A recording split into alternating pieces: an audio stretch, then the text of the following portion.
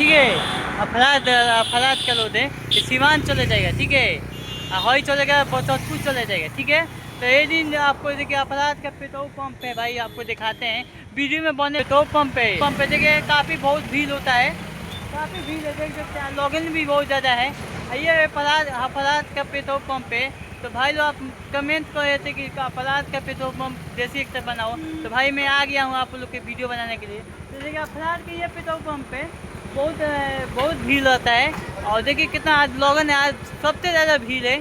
और यहाँ तेल लेना है, डीजल लेना है, सब कुछ मिलेगा भाई।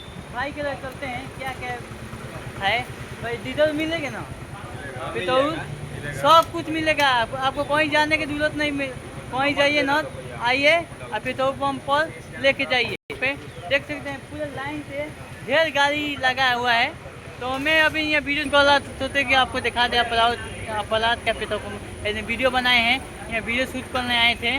तो देखिए पेट्रोल पंप पर मैं वीडियो शूटिंग किया, आप लोग जाके देखें और लाइक कर ले। डाइन से वीडियो बनाए हैं, जाके लाइक कर ले, फॉलो कर। नमस्कार, प्रणाम।